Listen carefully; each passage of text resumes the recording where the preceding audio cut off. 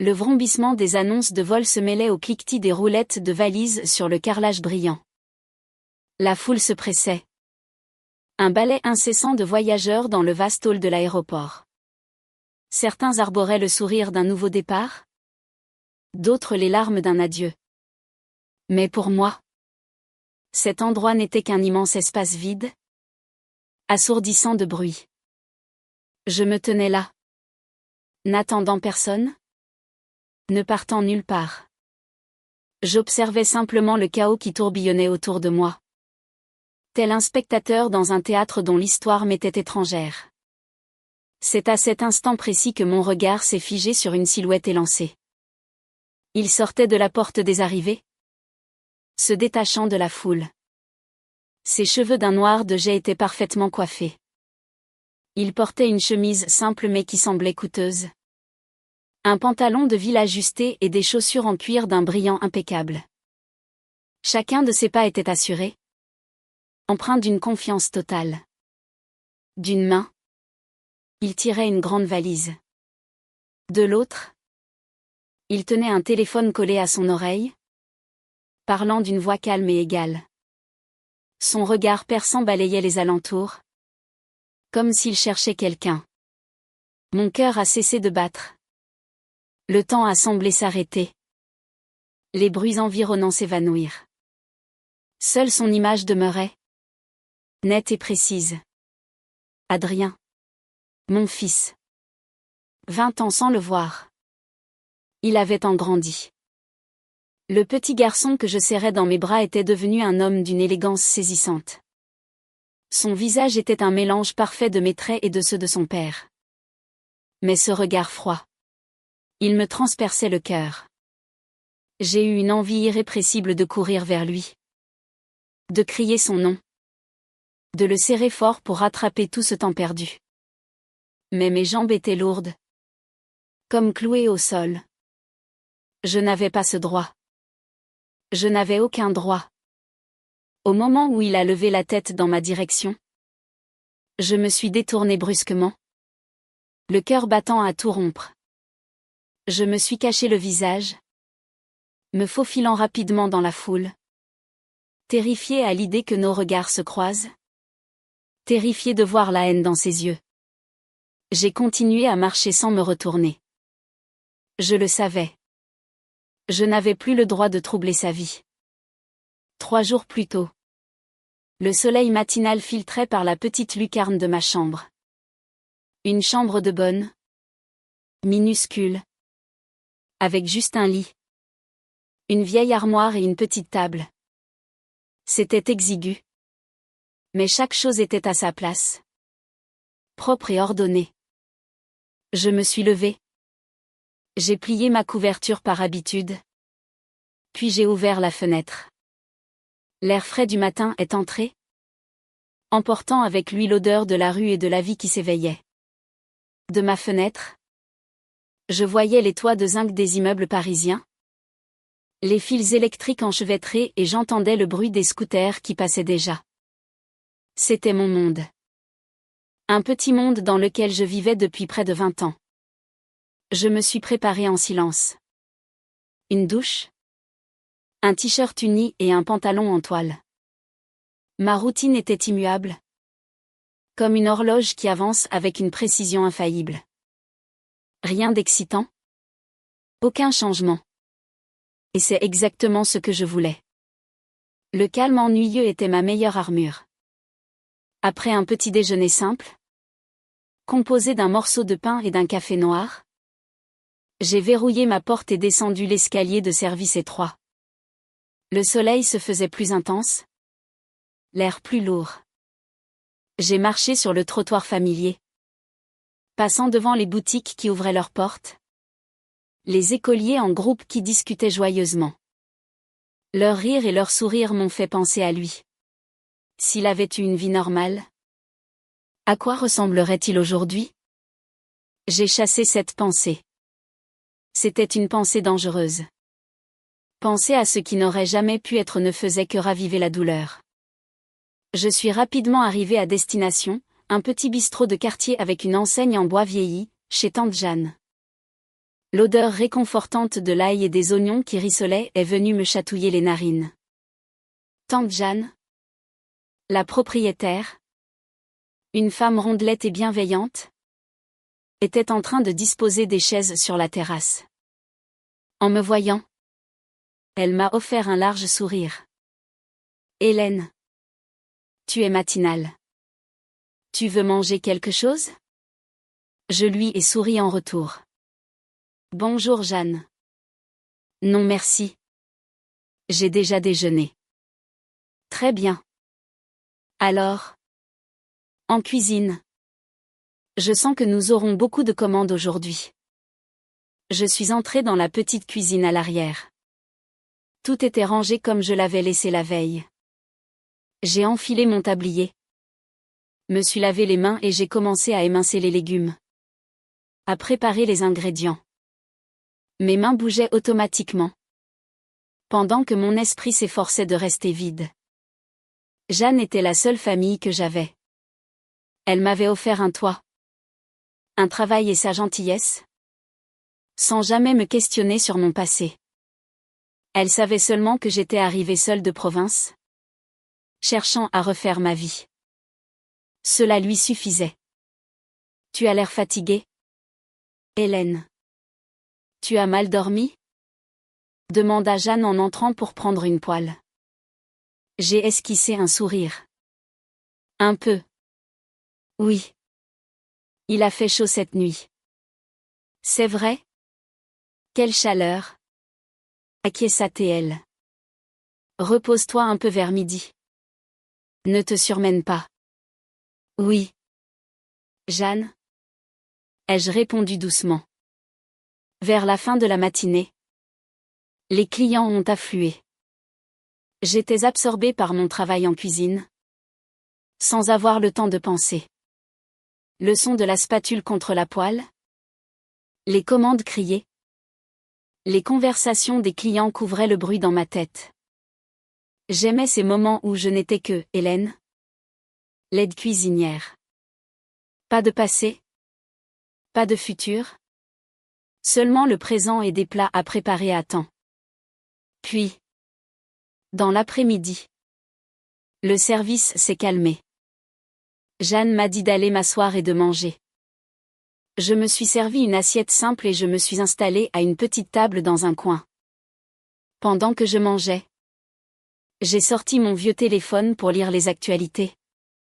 Comme chaque jour. Habituellement.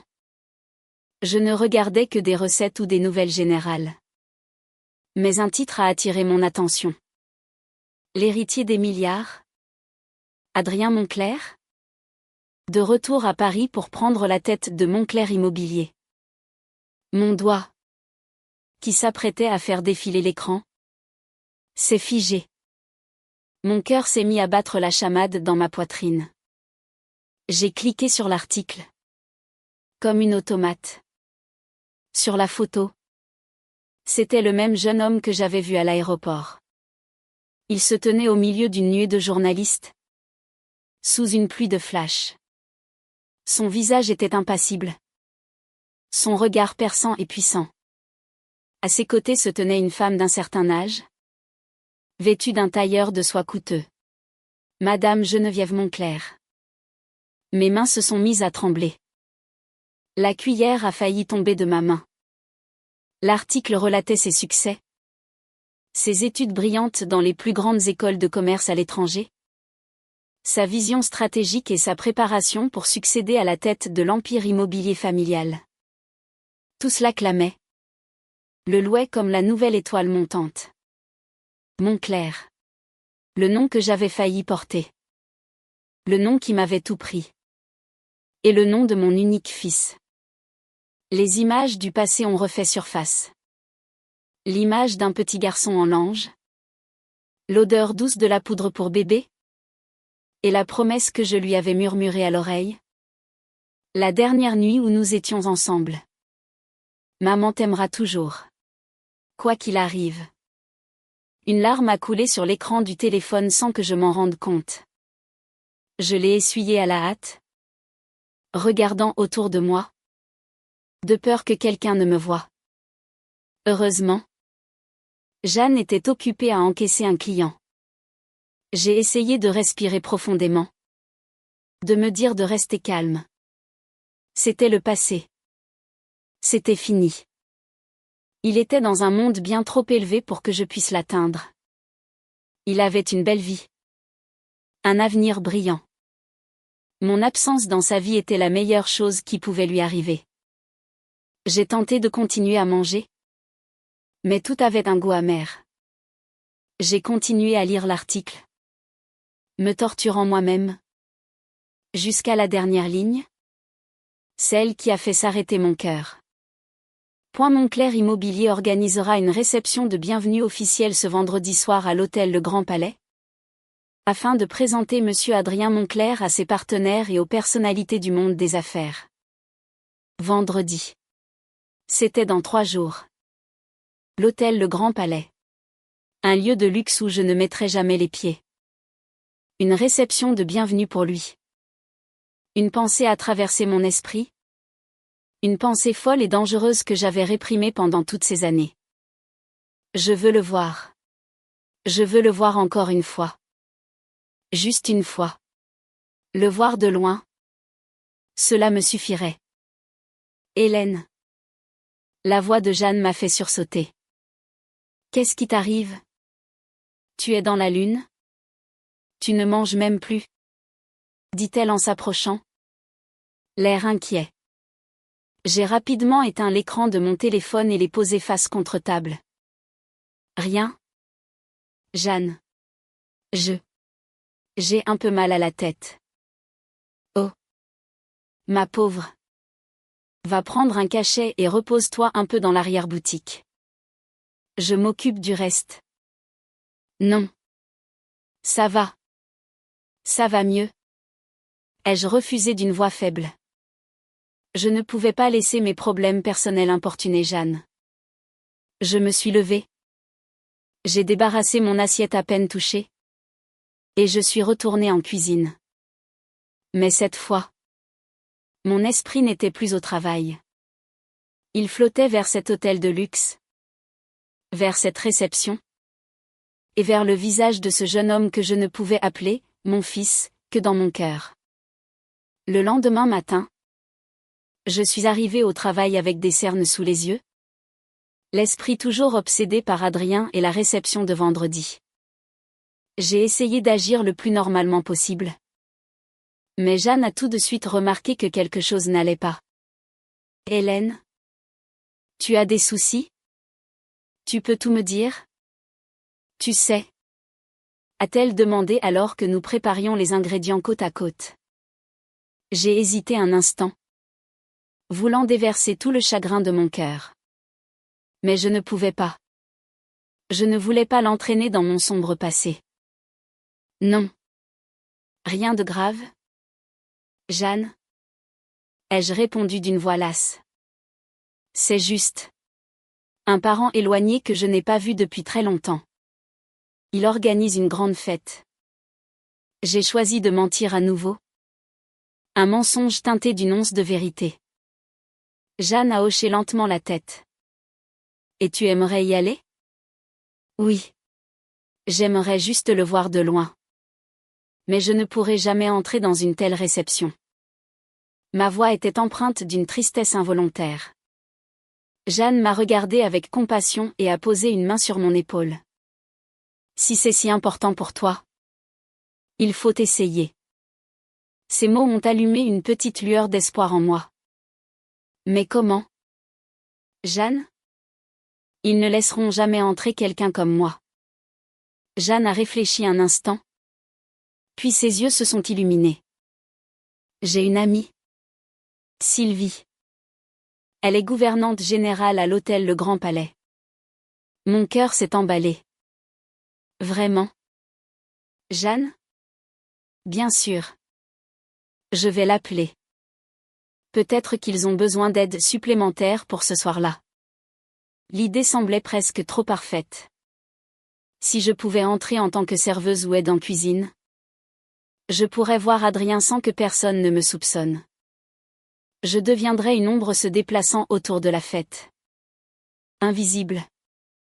Inaperçu. C'était tout ce que je voulais. Mais. Je ne veux pas te déranger? Jeanne. Ce n'est pas un dérangement. Sylvie se plaint toujours qu'il est difficile de trouver du personnel de confiance. Sur ces mots, Jeanne a pris son téléphone et a composé le numéro. Je suis restée à côté, le cœur battant à tout rompre. Après quelques minutes de conversation et de rire, je l'ai entendu dire « Oui. J'ai quelqu'un.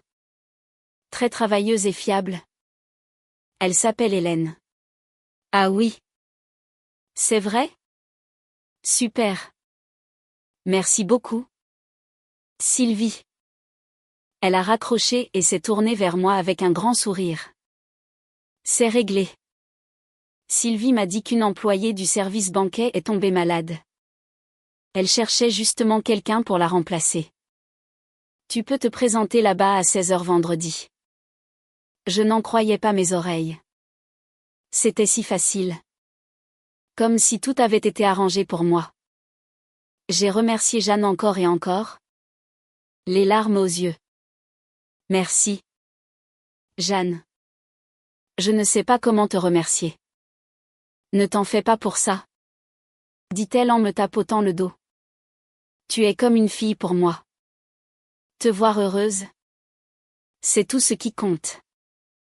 Les mots, comme une fille, m'ont serré la gorge, me rappelant ma véritable situation avec Adrien. Les 2 jours suivants, je travaillais avec un mélange d'excitation, de joie et de peur. J'ai sorti mes plus beaux vêtements, une simple chemise blanche et un pantalon noir un peu usé, et je les ai lavés et repassés avec soin. La nuit précédant la réception, je n'ai presque pas dormi. L'image du visage d'Adrien alternait avec celle, glaciale, de Madame Geneviève. Je priais pour que tout se passe bien. Juste le voir, sentir sa présence dans le même monde que moi. Cela suffirait pour le reste de ma vie. Vendredi après-midi. J'ai quitté le bistrot plus tôt. Je suis rentrée dans ma chambre. J'ai pris une douche et j'ai enfilé la tenue que j'avais préparée. Dans le petit miroir fêlé, je voyais une femme au visage pâle, les yeux remplis d'anxiété. J'ai forcé un sourire, me disant que tout irait bien. J'ai pris le métro pour me rendre à l'hôtel. En arrivant, j'ai dû lever la tête pour contempler l'imposant bâtiment. C'était un autre monde. Un monde de luxe et de gens importants. Je me suis faufilée par l'entrée du personnel à l'arrière, me sentant comme une fourmi entrant dans le château d'un lion. J'ai trouvé le bureau de Sylvie. C'était une femme d'âge mûr, petite mais à l'allure vive et décidée. Elle m'a examinée de la tête aux pieds. Jeanne m'a tout dit. Ce soir, vous aider au service banquet. Servir les boissons. Débarrasser les assiettes. C'est compris? Compris. Ai-je répondu d'une voix faible. Bien. Allez vous changer et présentez-vous au chef de rang dans la grande salle de bal. Elle m'a montré un uniforme de serveuse, plié sur une étagère. Une fois changée, la tenue noire et sobre me fondait dans la masse des autres employés. Je me suis regardée dans le miroir. Je n'étais plus Hélène, mais une serveuse anonyme.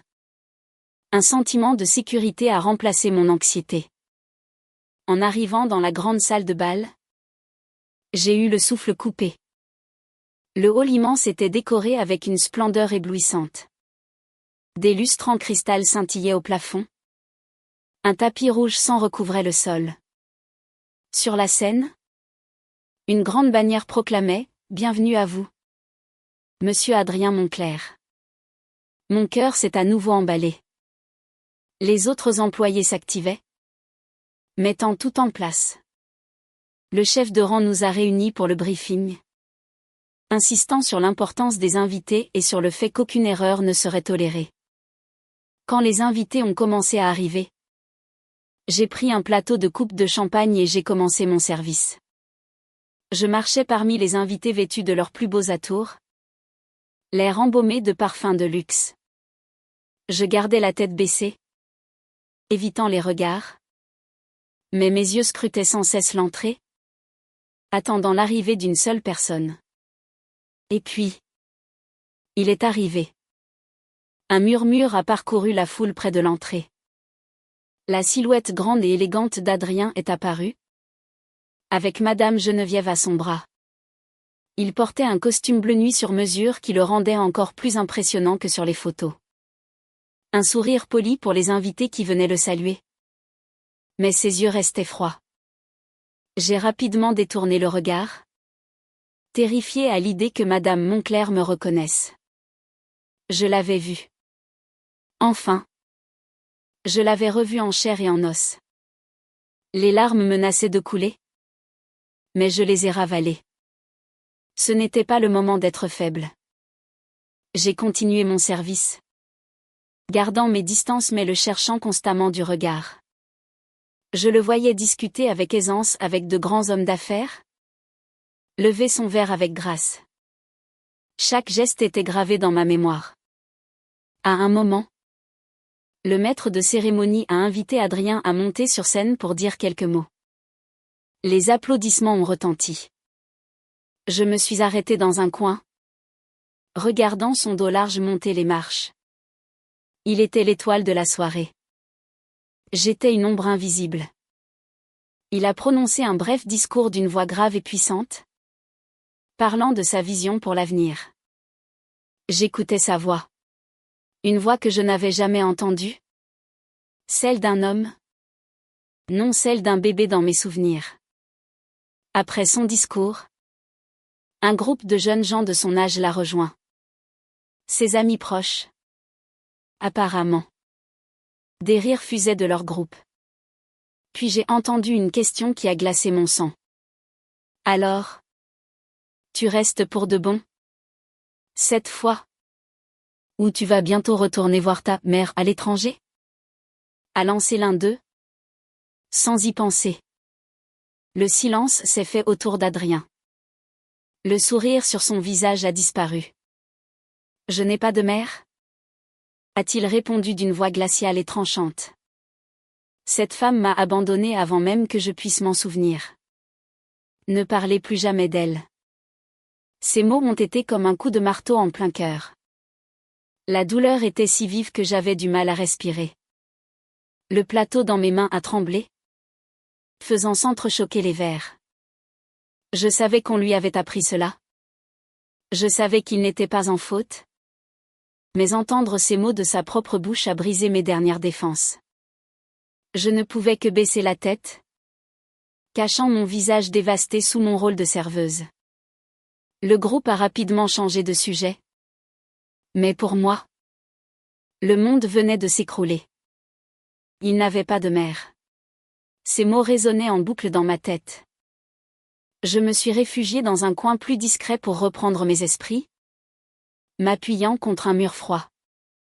Les larmes ont brouillé ma vue. Je les ai chassées d'un clignement d'yeux. Je ne pouvais pas pleurer ici. Excusez-moi. Une voix douce m'a fait sursauter. Une jeune femme au joli visage, dans une robe bleu ciel, me souriait gentiment. C'était l'une des amies d'Adrien. Je pourrais avoir un verre d'eau?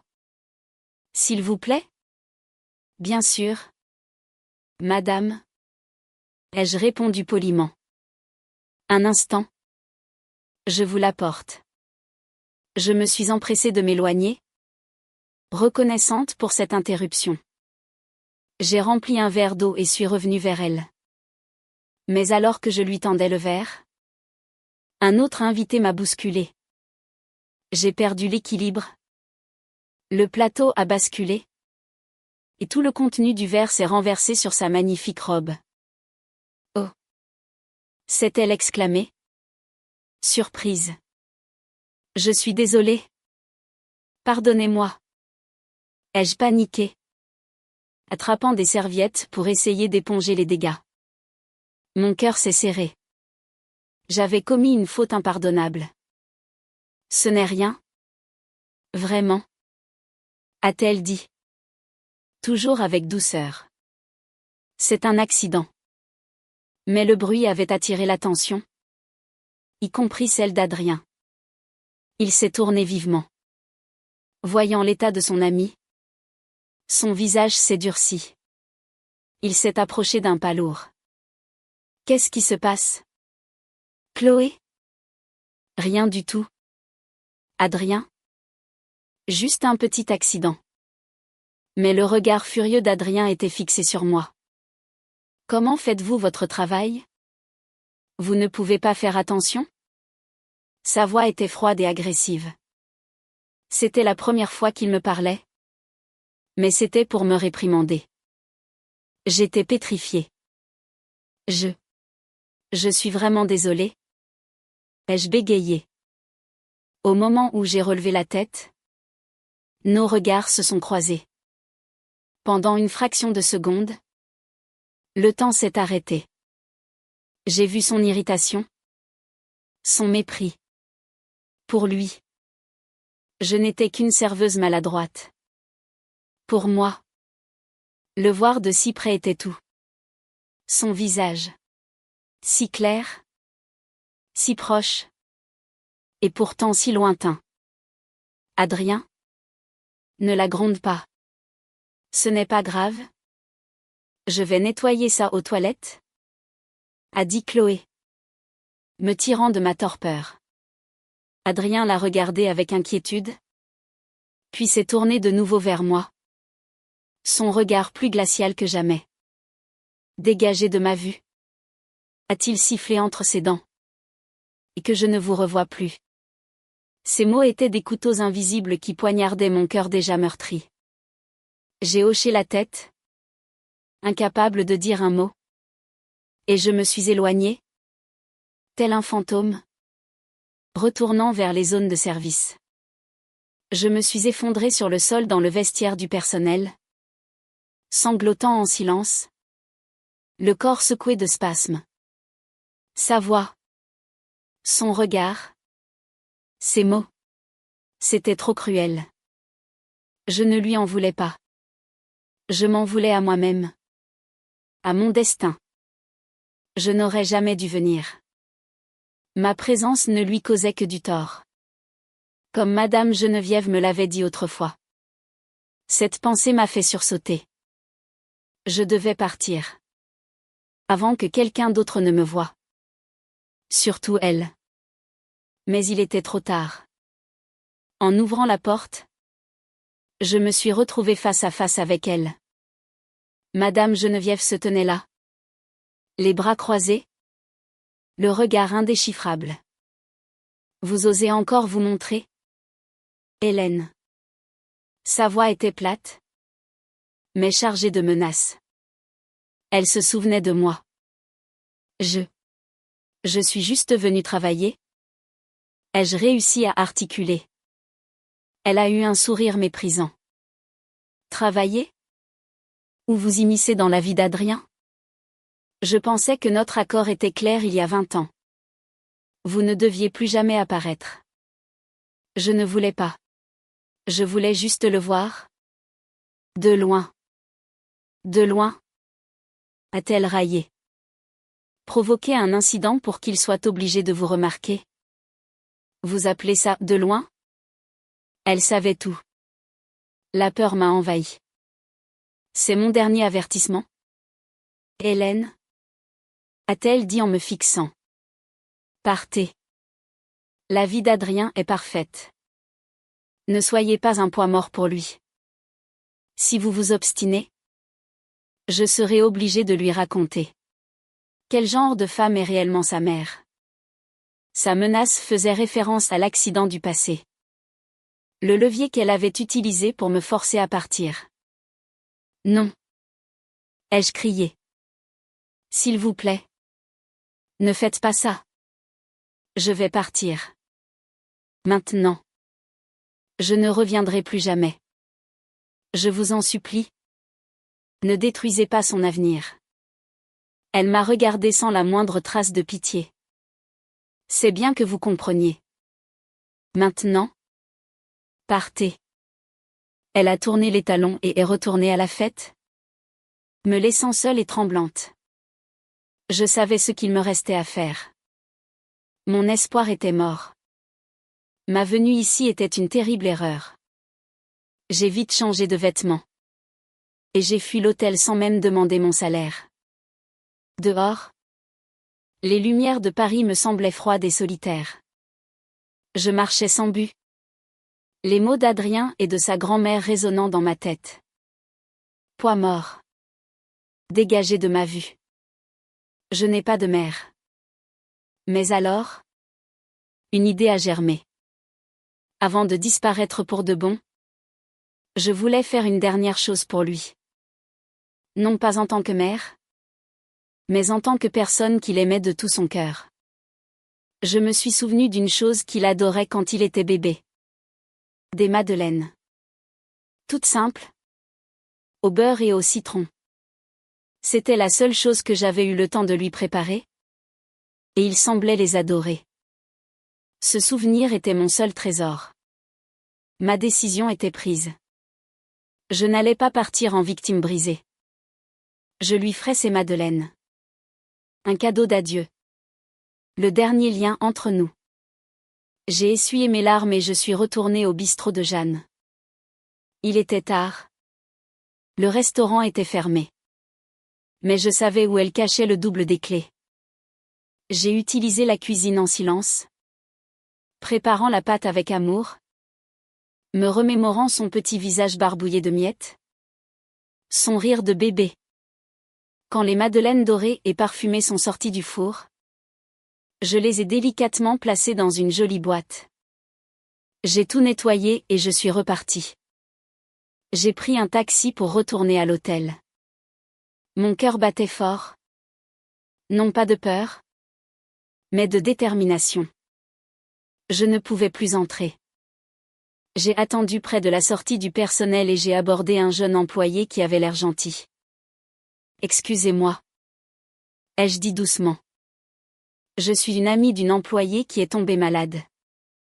Elle m'a demandé de remettre ce cadeau pour Monsieur Monclerc. Pourriez-vous le lui donner pour moi?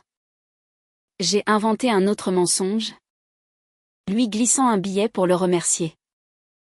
Il a hésité, puis a accepté. Dites-lui que c'est de la part de quelqu'un qu'il admire de loin, ai-je ajouté.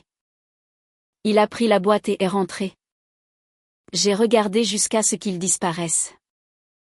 Ma mission était accomplie. Je me suis cachée dans un coin d'où je pouvais voir le hall. J'ai vu l'employé s'approcher d'Adrien, qui discutait avec d'autres invités. Il lui a tendu la boîte. Adrien a froncé les sourcils, regardant la boîte avec méfiance. Il n'a pas tendu la main pour la prendre. Il a dit quelque chose à l'employé, qui a semblé déçu. Puis le pire est arrivé. Madame Geneviève s'est approchée. Elle a vu la boîte. Qu'est-ce que c'est? Adrien? Rien. Grand-mère. Quelqu'un a fait envoyer ça. Le regard de Geneviève s'est durci. De nos jours, il y a tant de gens qui cherchent des raccourcis. A-t-elle dit assez fort pour être entendue? Il voit quelqu'un d'important et essaie de s'en approcher par intérêt. Fais attention. Adrien. Surtout avec des cadeaux de gens qui sortent de nulle part. Qui sait ce qu'ils ont pu mettre dedans? Ces mots m'ont poignardé. Mon intention pure était transformée en quelque chose de sale et d'intéressé. Adrien a hoché la tête. Jetez ça, a-t-il ordonné froidement à l'employé. Je n'en veux pas. À cet instant, mon monde s'est éteint. C'était vraiment la fin. Mon dernier effort, mon dernier geste d'amour, jeté à la poubelle comme un déchet. J'ai regardé, pétrifié. L'employé jetait ma boîte de madeleine dans une poubelle. Cette image était le reflet de ma place dans sa vie. Sans valeur. Indésirable. Destinée à être rejetée. Les larmes sont revenues. Mais cette fois, c'étaient des larmes de défaite totale. Il ne me restait plus rien. Le seul moyen de le protéger était de disparaître. Pour de vrai. J'ai tourné les talons une dernière fois. Cette fois, je savais où aller. Je suis allé directement à la gare de Lyon. J'ai acheté le premier billet de train quittant Paris. Peu importe la destination. Je suis retourné à ma chambre. J'ai mis le strict nécessaire dans un petit sac. J'ai laissé une courte lettre pour Jeanne, la remerciant pour tout et m'excusant de partir ainsi. À la gare, j'ai attendu mon train. Le cœur vide, morte de l'intérieur. Désormais, il n'y aurait plus d'Hélène attendant son fils. Juste une femme sans identité, attendant la fin. Pendant ce temps, à la fin de la réception, Chloé est revenue. Elle a trouvé Adrien avec sa grand-mère. L'air tendu. Quelque chose ne va pas. Adrien ? A-t-elle demandé ? Inquiète. Non. Rien. A répondu Geneviève un peu trop vite. Mais le regard de Chloé a été attiré par une poubelle non loin de là. Une petite boîte blanche y avait été jetée. Cela l'a intriguée. Sur le chemin du retour, elle a demandé à Adrien des nouvelles de la serveuse. Je n'en sais rien, a-t-il répondu froidement. Elle a fait une erreur. Elle assume. Chloé était déçue par son manque de compassion. Elle n'arrêtait pas de penser au regard de cette femme. Ce n'était pas seulement de la peur. C'était une tristesse profonde. Insondable. Le lendemain, poussée par un pressentiment, Chloé a appelé l'hôtel. Elle a parlé à Sylvie, la gouvernante, qui lui a appris que la serveuse, Hélène, avait démissionné cette nuit-là, sans même prendre son salaire. C'était trop étrange. On aurait dit une fuite. Chloé, dotée d'un bon instinct, a commencé à assembler les pièces du puzzle, le regard triste d'Hélène, la réaction excessive d'Adrien, l'attitude étrange de Geneviève, la boîte de gâteaux jetée. Elle a repensé aux mots de Geneviève sur les « gens qui cherchent des raccourcis ». Et si Hélène était celle qui avait envoyé les gâteaux ? Déterminée, Chloé a rappelé Sylvie pour obtenir le numéro de Jeanne. Jeanne, inquiète pour Hélène, lui a raconté ce qu'elle savait, le passé douloureux d'Hélène, et un fils dont elle avait été séparée. Le mot « fils » a fait tilt dans l'esprit de Chloé. L'image d'Adrien s'est imposée. Jeanne lui a raconté l'histoire, Hélène arrivant enceinte. La naissance d'un petit garçon nommé Soleil. Puis la venue d'une femme riche et puissante qui l'a forcée à signer des papiers et à disparaître. La menaçant de révéler une « erreur du passé ». Pour Chloé, tout est devenu clair. Hélène était la mère biologique d'Adrien. Elle n'avait pas été abandonnée, mais arrachée à sa mère par la cruauté de Geneviève. La haine d'Adrien reposait sur un mensonge. La colère a envahi Chloé. Elle devait agir. Elle avait besoin d'une preuve irréfutable. Quelle était cette « erreur du passé » ? Grâce à son père avocat, elle a réussi à obtenir des archives de police. Elle a trouvé un article sur un accident de voiture survenu 21 ans plus tôt. Le conducteur, le père d'Adrien. Une passagère était avec lui. Blessée, Hélène. Mais des témoins avaient affirmé que c'était la femme qui conduisait.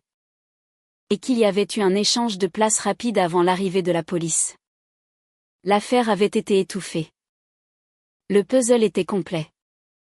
Geneviève avait utilisé cet accident pour faire chanter Hélène, la dépeignant comme une criminelle et la forçant à abandonner son fils pour son propre bien. Armée de ces preuves, Chloé a confronté Adrien. Au début, Il était incrédule et méprisant. Cette serveuse maladroite? Ma mère? C'est ridicule. Mais quand Chloé a posé le rapport de police sur la table, son arrogance s'est effondrée. Il a lu. Le visage passant de la confusion à l'horreur. Le nom de son père. Celui d'Hélène. Les témoignages. Tout était là. Grand-mère. Elle m'a menti. Toute ma vie? A-t-il murmuré. Le cœur brisé. Les souvenirs de la soirée l'ont frappé de plein fouet. Le regard de sa mère. Ses propres mots cruels. La boîte de gâteaux qu'il avait fait jeter. Un sentiment de culpabilité écrasant l'a submergé. Il s'est précipité chez lui pour affronter sa grand-mère. La confrontation a été violente, explosive. Il a jeté le rapport sur son bureau. Pourquoi? Pourquoi m'avoir fait ça? A-t-il hurlé? En larmes pour la première fois de sa vie d'adulte. Geneviève s'est effondrée. Avouant tout. Expliquant qu'elle avait agi par peur du scandale. Pour protéger le nom de la famille. Mais pour Adrien? Rien ne pouvait excuser 20 ans de mensonges et de haine fabriquée. Il est parti, ne laissant derrière lui que les sanglots de sa grand-mère. Il n'avait plus qu'une seule idée en tête, la trouver. La retrouver.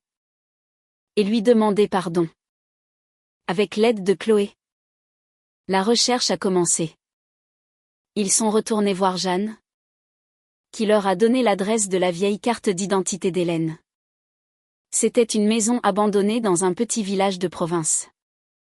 L'espoir d'Adrien s'est de nouveau effondré, jusqu'à ce qu'un voisin leur dise qu'une femme correspondant à sa description était revenue récemment et louait maintenant une chambre près du marché. Ils se sont rendus au marché. Et là, il l'a vue. Elle aidait à un stand de fruits, vêtue de vieux habits. L'air épuisé. Il l'a reconnue instantanément. Il a garé la voiture, le cœur sur le point d'exploser. Poussé par Chloé. Il a traversé la rue. Il s'est arrêté devant elle. Son ombre l'a couverte. Hélène a lentement levé la tête. Leurs regards se sont de nouveau croisés. Elle est restée figée. Les fruits tombant de ses mains. Ils se sont regardés en silence. Au milieu du bruit du marché. Le temps semblait s'être suspendu. Adrien a lutté pour trouver ses mots. 1 million d'excuses se bousculaient dans sa gorge. Finalement, il a pensé à la seule chose qui les reliait. À ce dernier geste d'amour qu'il avait si cruellement rejeté. D'une voix brisée par l'émotion, il a demandé. C'est Madeleine. Ce soir-là.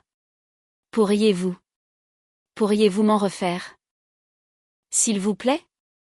Ce n'était pas une excuse formelle, mais c'était une reconnaissance, une demande de pardon, une porte ouverte vers un nouveau départ. À ces mots, les larmes qu'Hélène avait si longtemps contenues se sont mises à couler. Elle n'a pas répondu, hochant simplement la tête. Encore et encore, tandis que les larmes de 20 ans de souffrance étaient enfin lavées par une nouvelle lueur d'espoir. Le chemin de la guérison serait long. Mais sous le soleil de l'après-midi. Dans ce petit marché. Leur voyage venait de commencer.